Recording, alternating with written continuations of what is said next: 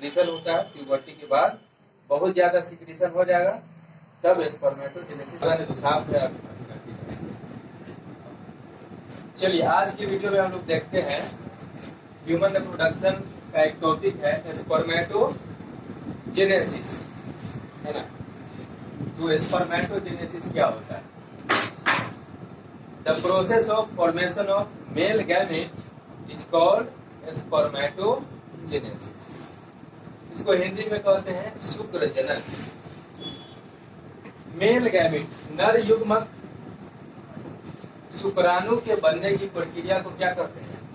शुक्र जनन कहते हैं, ठीक है। Spermatogenesis occurs in testis. किस ऑर्गन में होता है स्पर्मेटोजेनेसिस? टेस्टिस में होता है। मेल रिप्रोडक्टिव पार्ट है टेस्टिस, जिसमें स्पर्मेटोजेनेसिस की प्रक्रिया पूर्ण होती है। तो ये स्पर्मेटोजेनेसिस जो है कब शुरू होता है? प्यूबर्टी पर शुरू होता है। फीमेल रिप्रोडक्टिव सिस्टम में वो एम्ब्रियोनिक स्टेज में ही शुरू हो जाता है जेनेसिस की प्रक्रिया, और जन्म के बाद रुक जाता है ना। जन्म के बाद एक भी उगोनिया का निर्माण नहीं होता है, ओवम का निर्माण नहीं होता है। मेल रिप्रोडक्टिव सिस्टम में या मेल में कहिए स्पर्मेटोजेनेसिस जो है वो प्यूबर्टी पर आकर शुरू होता है। प्यूबर्टी क्या बताए थे कि वह एज है जब रिप्रोडक्टिव ऑर्गन फंक्शनल हो जाता है, उसको प्यूबर्टी कहते हैं। तो स्पर्मेटोजेनेसिस जो है वो मेल में प्यूबर्टी पर आकर शुरू होता है। स्पर्मेटोजेनेसिस जो है एक हार्मोन लेवल के बढ़ने के कारण होता है। कौन सा? गोनाडोट्रोपिन रिलीजिंग हार्मोन लेवल के बढ़ने के कारण। It is called due to increase in the gonadotropin releasing hormone. Naturally जब प्यूबर्टी आएगा समय, है ना, उस उम्र पर क्या होगा? गोनाडोट्रोपिन रिलीजिंग हार्मोन जो है वो हाइपोथैलेमस से सीक्रेट होगा, उसका लेवल बढ़ेगा। उसके बाद स्पर्मेटोजेनेसिस की प्रक्रिया शुरू हो जाएगी। तो गोनाडोट्रोपिन रिलीजिंग हार्मोन जो है कहाँ से? हाइपोथैलेमस से सीक्रेट होगा और वो पिट्यूटरी की ओर जाएगा। तो GnRH acts on anterior pituitary gland and stimulate the secretion of two hormones. एक है LH ल्यूटिनाइजिंग हार्मोन एंड दूसरा है FSH फॉलिकल स्टिमुलेटिंग हार्मोन। क्या होता है? जब प्यूबर्टी आएगा नेचुरली वहां पर गोनाडोट्रोपिन रिलीजिंग हार्मोन का लेवल बढ़ेगा। किससे? हाइपोथैलेमस में निर्माण होगा। वहां से कहाँ जाएगा? एंटीरियर पिट्यूटरी की ओर जाएगा।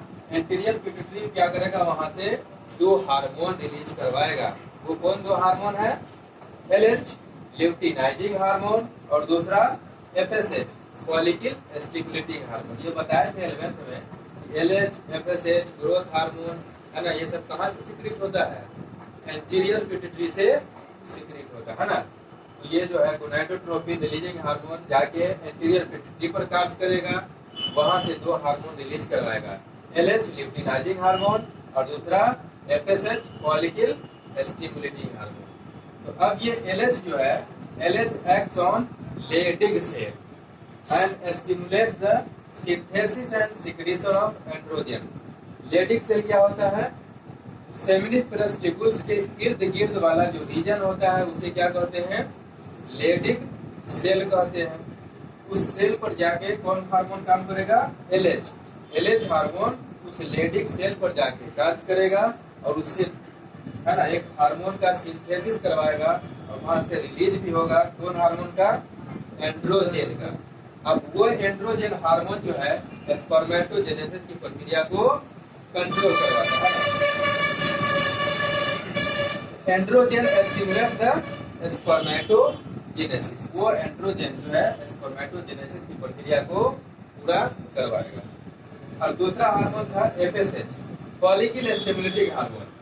ये जाकर कहाँ पर एक्ट करेगा? सर्टोली सेल पर and stimulate the synthesis secretion of some factor which help in spermiogenesis. दूसरा हार्मोन FSH कहाँ पर जाएगा? सर्टोली सेल पर जाकर कार्य करेगा।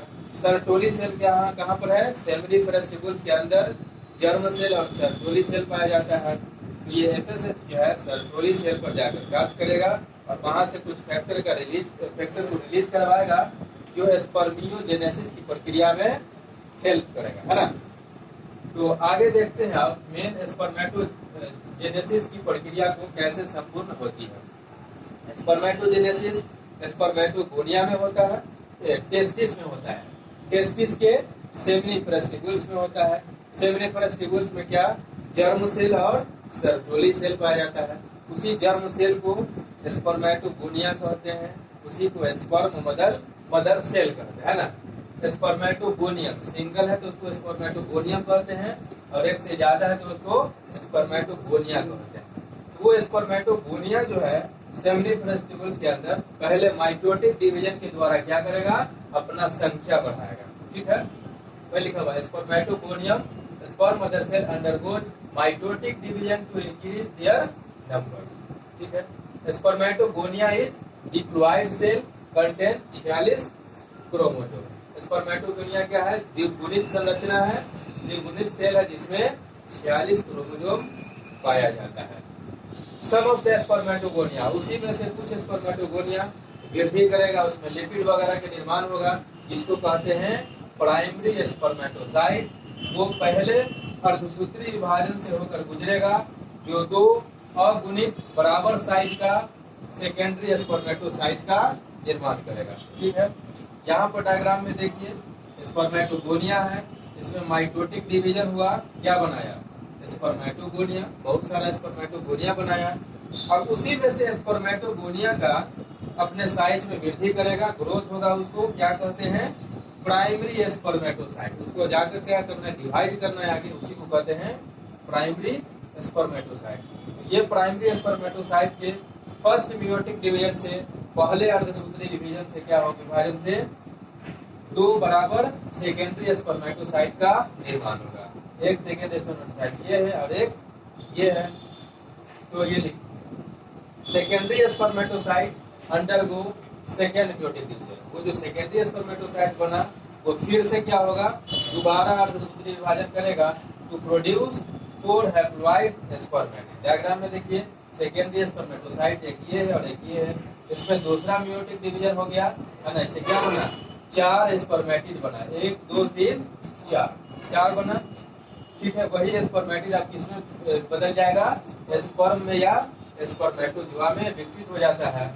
उस प्रोसेस को स्पर्मियोजेनेसिस कहा जाता है। Spermiogenesis, the process by which spermatids are transformed into spermatozoa या स्पर्म इज कॉल्ड स्पर्मियोजेनेसिस। वह प्रक्रिया जिसके द्वारा ये मैच्योर स्पर्मेटिड जो है ना, स्पर्म में जाकर मैच्योर हो जाएगा स्पर्मेटोजुआ में, उस प्रक्रिया को क्या कहते हैं स्पर्मियोजेनेसिस कहते हैं।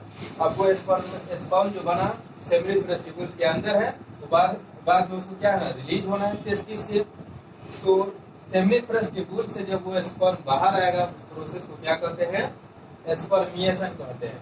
The process of release of sperm from seminiferous tubules is called spermiation. Seminiferous tubule से शुक्रजनन नलिका से स्पर्म जब बाहर होगा है ना, उस प्रोसेस को क्या कहते हैं स्पर्मिएशन कहा जाता है।